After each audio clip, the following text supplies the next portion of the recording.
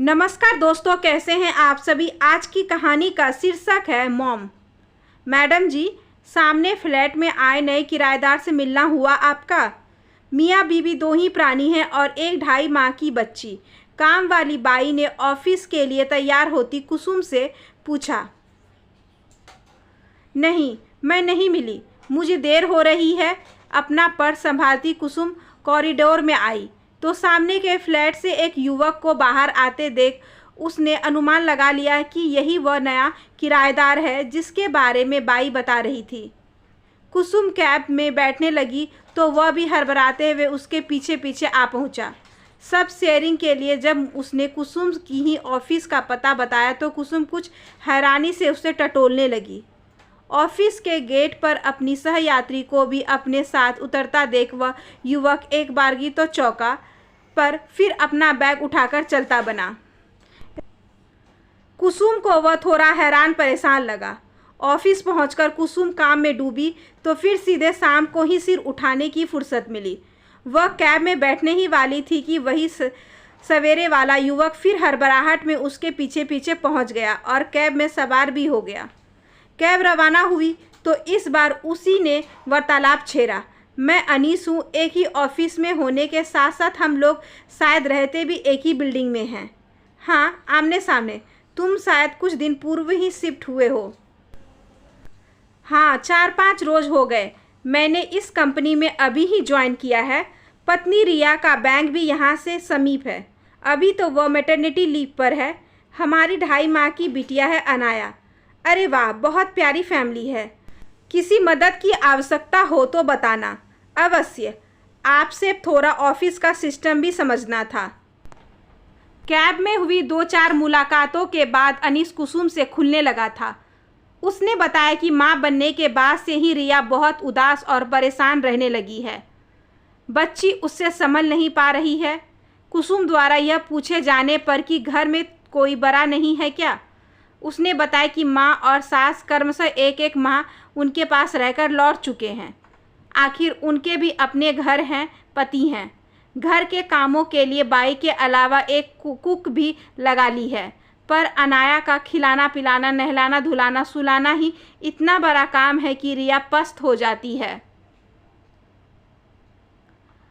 हर नई माँ को इन समस्याओं से रूबरू होना ही होता है। कुसुम ने बात को बहुत हल्के में लिया था, लेकिन अनीस बहुत गंभीर हो उठा था। लेकिन रिया का मामला अलग है। मैं आपको कैसे समझाऊं? कुछ दिनों पूर्व हम अनाया को एक शिशु चिकित्सक के पास दिखाने ले गए थे। उसे बहुत मोशन हो रहे थे। डॉक्टर ने चेकअप किया और कहा कि बच्चों में इतने मोशंस बहुत सामान्य बात है। इसके लिए दवा देने की आवश्यकता नहीं है। रिया फिर भी दवा देने के लिए डॉक्टर पर दबाव डालती रही। मैंने बताया न कोई समस्या ही नहीं है तो फिर व्यर्थ दवा क्यों लिखूं? डॉक्टर ने कहा, समस्या है, मुझे समस्या है। मैं इतनी बार डायपर नहीं बदल सकती, सफाई नहीं कर सकती। झल्लाई रिया चिल्ला उठी थी। वो तो शुक्र है कि तभी अनाया ने रोना शुरू कर दिया और रिया उसे लेकर बाहर चली गई। मेरी घबराहट भांप डॉक्टर ने मुझे सहानुभूति से देखा, फिर बोला, मुझे लगता है समस्या शारीरिक से ज़्यादा मानसिक है। तब से मैं बहुत तनाव में हूँ। मैंने रिया को यह सब नहीं बताया कि पर क्या मुझे उसे मनोचिकित्सक के पास ले जाना होगा? मेरी रिया बिल्कुल बच्ची की तरह है। बहुत प्यार करता हूँ मैं उसे। उसे कुछ हो गया तो मैं खुद को कभी माफ़ नहीं कर पाऊँगा। अब तो लगता है कि हमें अभी बच्चा प्लान करना ही नहीं चाहिए था। बात समाप्त करते करते अनीस इतना अवसाद में आ गया था कि कुसुम अवाक उसे देखती रह गई थी। अनीस को बमुश्किल एक धैर्यवान श्रोता मिल गया था। उसके अंदर कब का जमा लावा उमड़ उमड़ कर बाहर निकलने को आतुर हो उठा था। मैं ज्वाइन कर लेने के बाद इसलिए 2 दिन ऑफिस नहीं आ पाया। अनाया तो रिया के भरोसे है, पर रिया को किसके भरोसे छोड़ूं? कहीं परेशानी में वह कुछ उल्टा सीधा कदम न उठा ले। अनाया रोते रोते नहीं थकती और रिया थक कर खुद रोना शुरू कर देती है। आधे समय तक तो वह यही नहीं समझ पाती है कि किस वजह से रो रही है। भूख लगी है, गीला किया है, पेट दुख रहा है, गर्मी लग रही है या हाथ दब गया है। सारे ऑप्शंस ट्राई करते करते वह खुद अधमरी हो जाती है। मुझे समझ नहीं आता किसे संभालूं, किसे चुप कराऊं। कुसुम ने अपना सांत्वना भरा हाथ अनीस के कंधे पर रख दिया था। समस्या मुझे समझ आ रही थी। दरअसल रिया अभी सिर्फ शरीर से माँ बनी है, दिल से नहीं। उसने बच्ची को जन्म तो दे दिया है, पर उससे भावनात्मक रूप से जुड़ नहीं पाई है। मातृत्व लादा नहीं जा सकता, इसे स्वेच्छा से ओढ़ा जा सकता है।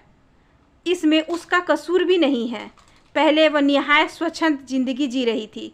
मर्जी से उठना, कुछ भी खा पी लेना, पहन लेना, घूमना, ऑफिस जाना, तुम्हारा एक छत्र प्यार पाना। पर मातृत्व धारण करने के बाद अब उसका सब कुछ बच्ची पर निर्भर हो गया है। उसे उसी की नींद सोना होता है, उसी की नींद जागना होता है, उसके हाजमे का ख्याल से खाना पीना होता है, उसे फीड करा सके इस हिसाब से पहनना होता है।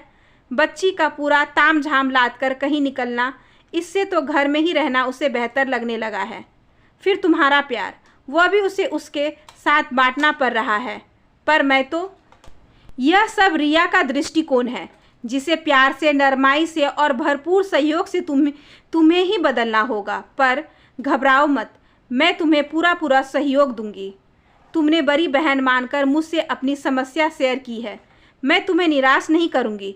तो कब मिलवा रहे हो मुझे उनसे? आज शाम को ही। ऑफिस से आप मेरे साथ ही चलना। वादे के मुताबिक कुसुम शाम को अनीस के संग उसके घर पहुंच गई। बच्चों को उसने पहले ही फ़ोन पर देरी से घर पहुंचने की सूचना दे दी थी। अनीस के घर के हालात बता रहे थे कि अनीस ने उसके आगमन की पर कोई पूर्व सूचना नहीं दी थी। शायद वह उसके सम्मुख समस्या का पूरा कच्चा चिट्ठा खोलकर रख देना चाहता था। चारों ओर बच्ची के गंदे कपड़े, डायपर, सेरेलैक और दूध के बर्तन बिखरे हुए थे। अनाया बिस्तर पर गहरी नींद सोई हुई थी और पास ही जमीन पर बैठी रिया बिस्तर पर सिर टिकाए बेसुध सी पड़ी थी। स्पष्ट था कि काफ़ी संघर्ष के बाद उसे ये पल नसीब हुए थे।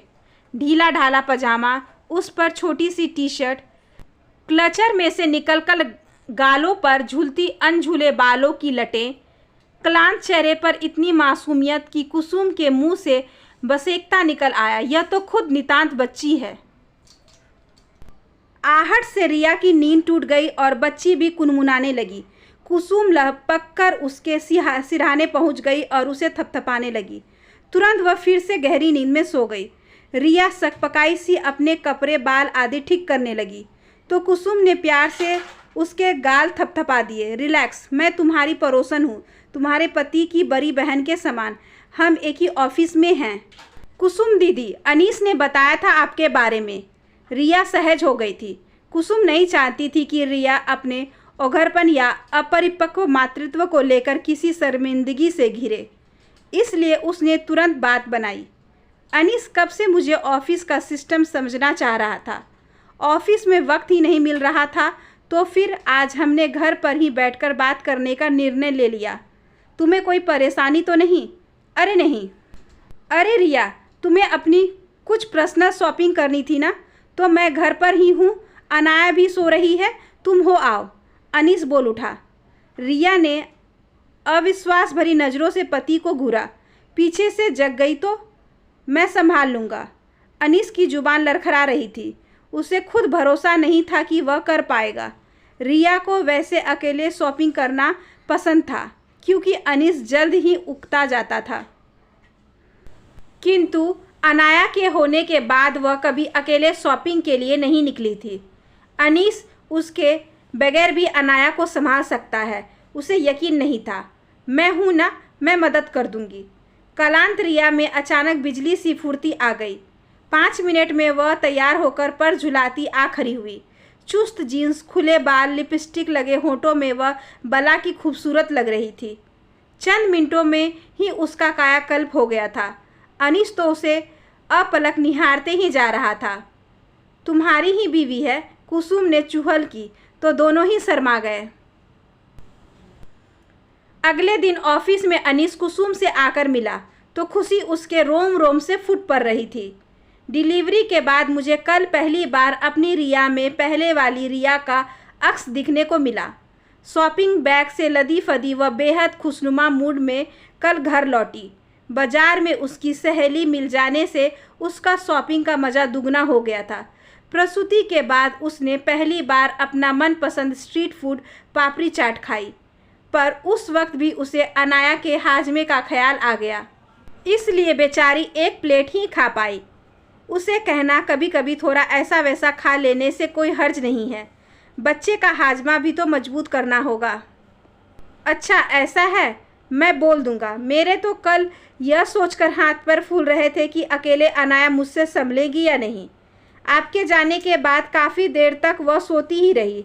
तब तक बाई आ गई तो मैंने उससे सारा घर व्यवस्थित करवा दिया। दरअसल मन में यह संबल था कि कुछ कदमों की दूरी पर ही आप मदद के लिए मौजूद हैं। एक मदद और चाहिए थी। 2 दिन बाद मदर्स डे है। मैंने अनाया की ओर से रिया के लिए एक कार्ड तैयार किया है। आप बताइए, यह उसे पसंद तो आ जाएगा ना? मुख्य पृष्ठ पर रिया की गोद में अनाया की बेहद प्यारी तस्वीर थी। अंदर का विवरण इस प्रकार था। मॉम, आपकी ज़िंदगी की पहली प्राथमिकता बनकर मैं बहुत गौरवान्वित महसूस कर रही हूँ। जानती हूँ मुझे बड़ा करने में आपको बहुत कष्ट उठाने पड़ रहे हैं, बहुत समझौते करने पड़ रहे हैं, पर क्या करूँ, मैं पूर्णतः आप पर निर्भर हूँ। आप सबकी जगह ले सकती हैं, पर कोई आपकी जगह नहीं ले सकता। आपकी अनाया। बहुत मार्मिक भाव अभिव्यक्त। यदि अनाया बोल सकती होती तो सचमुच यही सब कहती। कुसुम ने अनीस को प्रोत्साहित किया था। उत्साहित अनीस को अब बेसब्री से रिया की प्रतिक्रिया का इंतजार था। मदर्स डे के दिन हैप्पी मदर्स डे लिखा केक काटते रिया सचमुच भाव विभोर हो गई थी। फिर जब अनीस ने अनाया के हाथ में उसे कार्ड पकड़वाया तो वह आश्चर्यचकित तुरंत उसे खोलकर पढ़ने लगी। पूरा पढ़ते पढ़ते रिया की आंखें नम हो गई थी। लपककर उसने अनीस की गोद से अनाया को लगभग छीन ही लिया था और सीने से चिपकाकर ताबड़तोड़ चूमने लगी। रिया आज सही मायने में अनाया की मॉम बन गई थी। आशा करती हूँ कि आज की ये छोटी सी कहानी आपको अच्छी लगी होगी। अगर अच्छी लगी हो तो please like, share and subscribe करें हमारे चैनल को। ज़्यादा से ज़्यादा शेयर करें और बेल आइकन को ज़रूर प्रेस कर लें ताकि अगली वीडियोस की नोटिफिकेशन आपके पास सबसे पहले पहुँचे। धन्यवाद।